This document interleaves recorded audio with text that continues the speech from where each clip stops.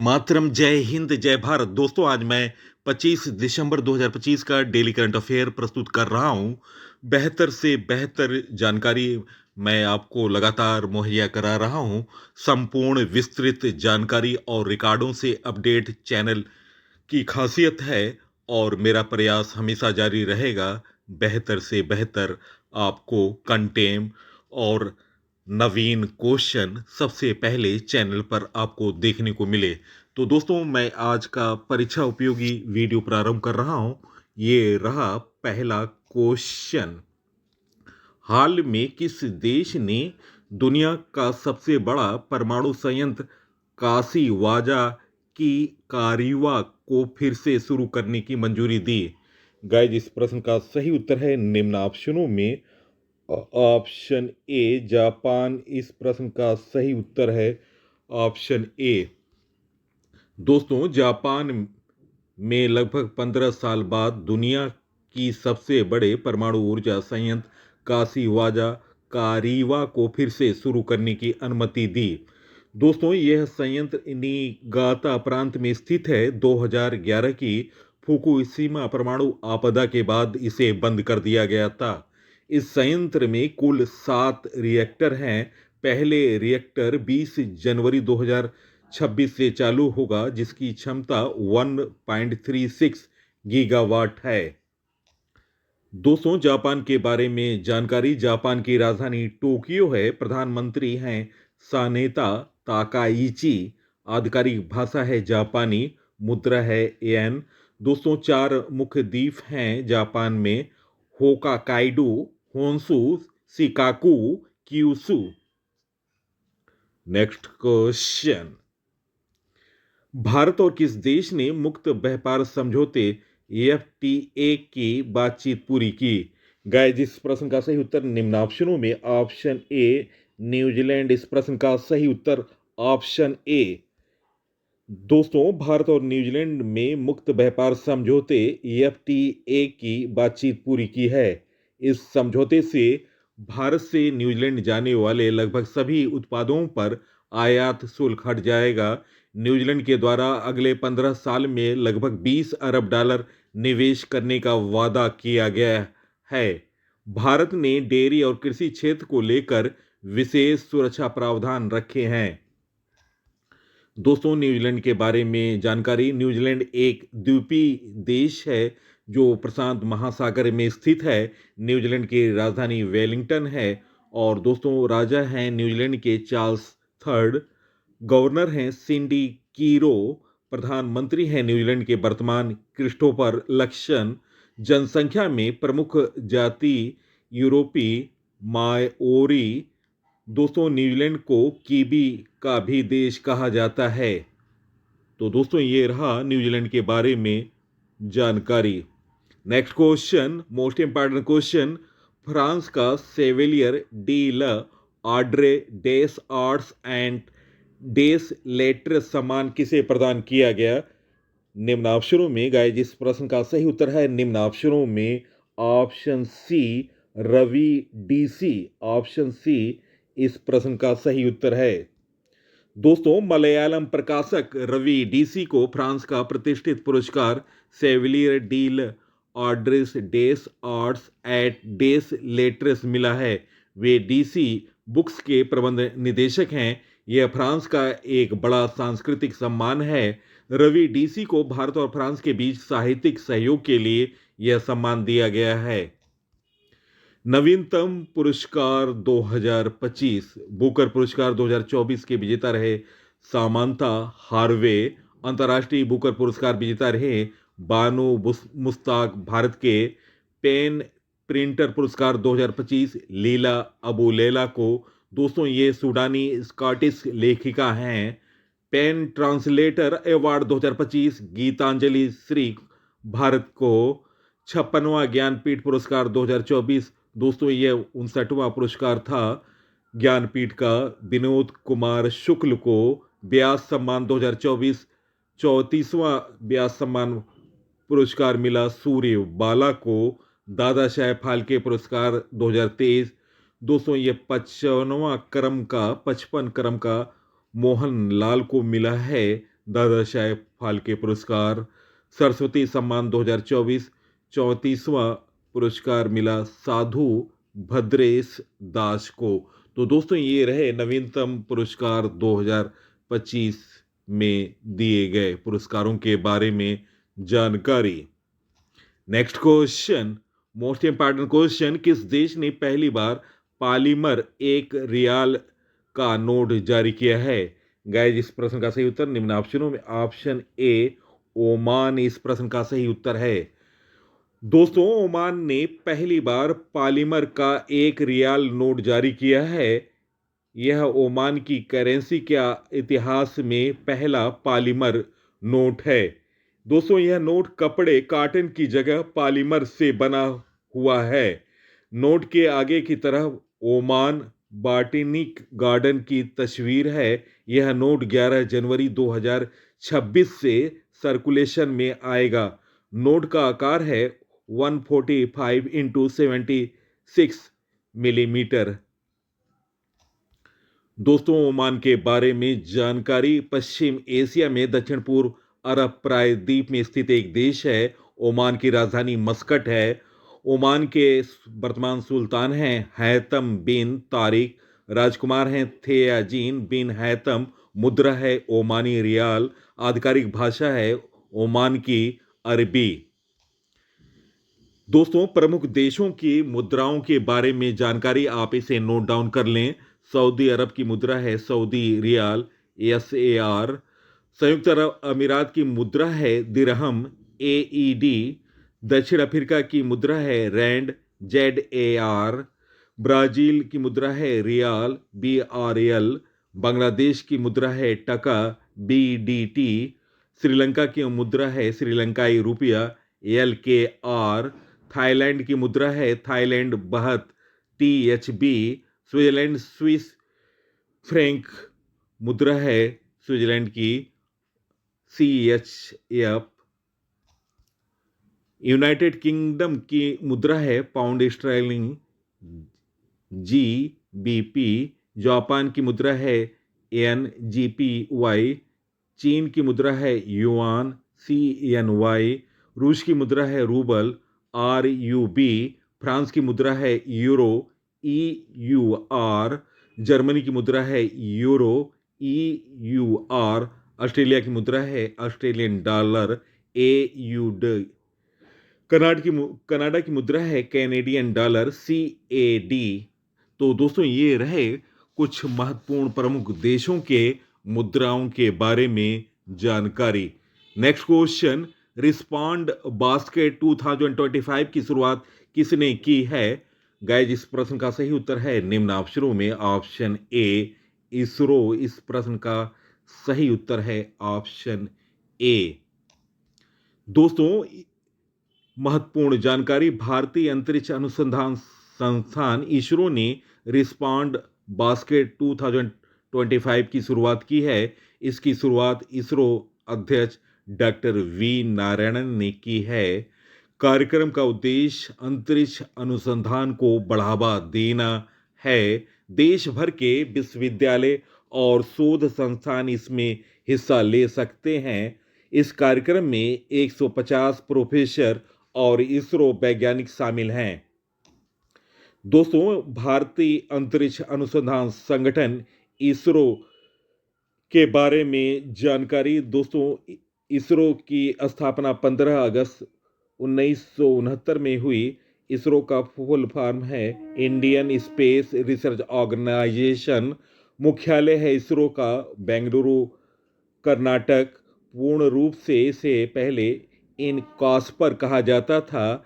Indian national committee for space research संस्थापक हैं doctor Vikram Sarabhai, भारतीय अंतरिक्ष कार्यक्रम के जनक। और दोस्तों वर्तमान इसरो के अध्यक्ष हैं वी नारायणन। नेक्स्ट क्वेश्चन, किस देश ने पहली बार वायरलेस रेल काफिले का परीक्षण किया? गाइस इस प्रश्न का सही उत्तर निम्न ऑप्शनों में ऑप्शन बी चीन इस प्रश्न का सही उत्तर है। चीन की राजधानी बीजिंग है, मुद्रा है रेनमिनबी, राष्ट्रपति हैं सी जिनपिंग। दोस्तों, चीन ने पहली बार वायरलेस रेल काफिले का परीक्षण किया है। काफिले में 7 मालगाड़ियां शामिल थीं, जिनको कपलर यानी लोहे का जोड़ से नहीं जोड़ा गया था। इन मालगाड़ियों का कुल वजन 35,000 टन था। यह रेलवे कोयला ढोने के लिए इस्तेमाल होती है। यह पूरी प्रक्रिया वायरलेस सिग्नल से कंट्रोल हुई है। Next question, most important question, अमेरिकी राष्ट्रपति डोनाल्ड ट्रंप ने किस नए युद्धपोत की घोषणा की? गाइस, इस प्रश्न का सही उत्तर निम्न ऑप्शनों में option C Trump class. Option C इस प्रश्न का सही उत्तर है। महत्वपूर्ण जानकारी, अमेरिकी राष्ट्रपति डोनाल्ड ट्रंप ने घोषणा की है कि अमेरिकी नौसेना में भारी हथियारों से लैस युद्धपोतों का एक नया वर्ग बनाया जाएगा। इस वर्ग का नाम है ट्रंप क्लास बैटलशिप रखा जाएगा। पहला जहाज यूएसएस डिफेंट BBG-1 होगा।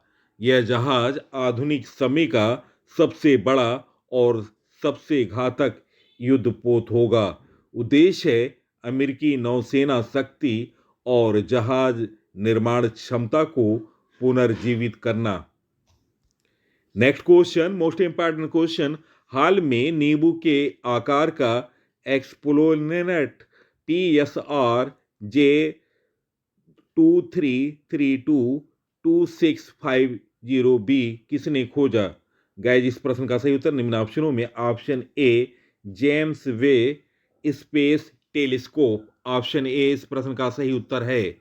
दोस्तों, जेम्स वे स्पेस टेलीस्कोप ने एक आसमान नींबू के आकार का एक्सोप्लैनेट PSRJ23222650 खोजा है। यह पृथ्वी से लगभग 2000 प्रकाश वर्ष दूर है। यह ग्रह एक पल्सर तेजी से घूमता न्यूट्रॉन तारा की परिक्रमा करता है। संरचना है हीलियम और कार्बन यौगिकों C2C3 से भरपूर।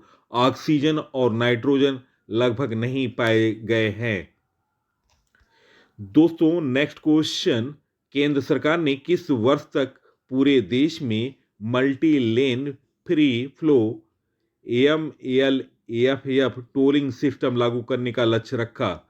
गाइस, इस प्रश्न का सही उत्तर है निम्न ऑप्शनों में ऑप्शन ए 2026 इस प्रश्न का सही उत्तर है। केंद्र सरकार की योजना है कि 2026 के अंत तक पूरे देश में multi lane free flow MLFF tolling system में गाड़ियों को टोल प्लाजा पर रुकना नहीं पड़ेगा। गाड़ियां 80 किलोमीटर प्रति घंटे की गति से बिना रुके टोल पार कर सकेंगी। इस सिस्टम में AI आधारित नंबर प्लेट पहचान, सैटेलाइट ट्रैकिंग और फास्टैग इंटीग्रेशन का इस्तेमाल होगा। इससे टोल प्लाजा पर इंतजार का समय खत्म हो जाएगा। नेक्स्ट क्वेश्चन, अमेरिका के ब्लू बर्ड 6 सैटेलाइट किस रॉकेट से प्रक्षेपित किया जाएगा? गाइस, इस प्रश्न का सही उत्तर option A LVM-3। Option A इस प्रश्न का सही उत्तर है। दोस्तों, मिशन का नाम है LVM-3 M6 रॉकेट LVM-3। दोस्तों, लॉन्च की तिथि और समय है 24 दिसंबर 2025 सुबह 8:54। लॉन्च स्थल है श्री हरिकोटा स्थित सतीश धवन अंतरिक्ष केंद्र SDSC। दोस्तों, ये दूसरा लॉन्च पॉइंट है। उपग्रह है AST स्पेस मोबाइल का ब्लू बर्ड 6। उद्देश्य है यह उपग्रह सीधे आम स्मार्टफोन पर हाई स्पीड सेल्यूलर ब्रॉडबैंड प्रदान करने के लिए डिजाइन किया गया है, जिसे दुनिया भर में 4G और 5G कनेक्टिविटी मिलेगी। दोस्तों, हाल में लॉन्च किए गए उपग्रह और देश महत्वपूर्ण जानकारी, इसे नोट डाउन करें। CMSO3 GSAT-7 और उपग्रह भारत ने भी हाल में भेजा। ओफेक 19 इजराइल ने लॉन्च किया। नाहिद 2 उपग्रह ईरान ने लॉन्च किया। निशार भारत अमेरिका का संयुक्त मिशन। आसाम सेट, ये असम राज्य सरकार द्वारा लॉन्च किया गया। MSH BIKT-6, ये जापान का उपग्रह है। PRSC E01, ये पाकिस्तान का उपग्रह था जिसे चीन की सहायता से लॉन्च किया गया। GSAT-20 भारत का उपग्रह जिसे भारत में लॉन्च किया गया। तृष्णा भारत द्वारा लॉन्च किया गया। ये भारत और फ्रांस का संयुक्त मिशन था। DROR-1 इजराइल ने अभी हाल में यह उपग्रह लॉन्च किया। तो दोस्तों ये रहे 2025 में लॉन्च उपग्रह और देशों के बारे में जानकारी। नेक्स्ट क्वेश्चन, अमेरिका ने सीरिया में ISIS के ठिकानों पर किस नाम से ऑपरेशन शुरू किया? गाइस, इस प्रश्न का सही उत्तर निम्न ऑप्शनों में option A hawk eye strike, option A इस प्रश्न का सही उत्तर है। अमेरिका ने सीरिया में ISIS के ठिकानों पर बड़े पैमाने पर हवाई हमले किए हैं। इन अभियान का नाम है ऑपरेशन हॉक आई स्ट्राइक रखा गया। यह ऑपरेशन हाल में अमेरिकी सैनिकों पर हुए हमले के जवाब में शुरू किया गया। इस अभियान में जॉर्डन की वायुसेना ने भी सहयोग किया। दोस्तों, प्रमुख ऑपरेशनों के बारे में जानकारी महत्वपूर्ण जानकारी है, आप इसे नोट डाउन कर लें। नोटबुक पर आप इसे अवश्य नोट डाउन करें। ऑपरेशन राहत, यमन गृह युद्ध में भारतीयों और दूसरे देश के नागरिकों को बचाने के लिए चलाया गया। ऑपरेशन अजय, इजराइल में अपने नागरिकों को वापस करने के लिए यह अभियान चलाया था। अल अक्सा फ्लड, हमास ने इजराइल पर हमला किया, ये उसका कोड नेम है। आयरन ऑफ स्वॉर्ड, इजराइल ने जवाबी हमले के लिए ईरान पर यह हमला किया था, यह अभियान चलाया था। ऑपरेशन चक्र 2 CBI द्वारा चलाया गया। ऑपरेशन अमृत, केरल एंटीबायोटिक के अत्यधिक उपयोग करने के लिए चलाया गया था। ऑपरेशन आहट RPF द्वारा चलाया गया। ऑपरेशन उपलब्ध RPF द्वारा चलाया गया। ऑपरेशन सर्द हवा BSF द्वारा चलाया गया। ऑपरेशन करुणा चक्रवात प्रभावित म्यांमार की सहायता के लिए चलाया गया। ऑपरेशन गंगा यूक्रेन में फंसे भारतीयों को वापस लाने के लिए चलाया गया।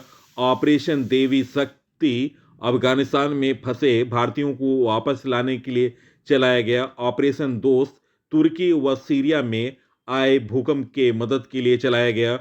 ऑपरेशन कावेरी युद्धग्रस्त सूडान से अपने नागरिकों को निकालने के लिए चलाया गया। ऑपरेशन मेघदूत 1984 में सियाचिन में विजय पाने के लिए चलाया गया। Operation all out Jammu Kashmir में आतंकवादियों को मारने के लिए चलाया गया। ऑपरेशन पोलो हैदराबाद को भारत में विलय करने के लिए 1948 में चलाया गया था। ऑपरेशन इंद्रावती हैती से भारतीयों को निकालने के लिए चलाया गया। ऑपरेशन कामधेनु जम्मू कश्मीर पुलिस मवेशी तस्करी पर रोक लगाने के लिए चलाया गया। ऑपरेशन डेविल हंट बांग्लादेश में हिंसा से निपटने के लिए भारत सरकार द्वारा चलाया गया। ऑपरेशन ब्रह्मा म्यांमार में भूकंप पीड़ितों की मदद के लिए चलाया गया। ऑपरेशन टिक्का जम्मू कश्मीर के पहलगाम में आतंकवादी हमले के बाद घुसपैठ को रोकने के लिए शुरू किया गया भारतीय सेना द्वारा। ऑपरेशन हॉक CBI ऑनलाइन बाल यौन शोषण नेटवर्क को ध्वस्त करने के लिए चलाया गया।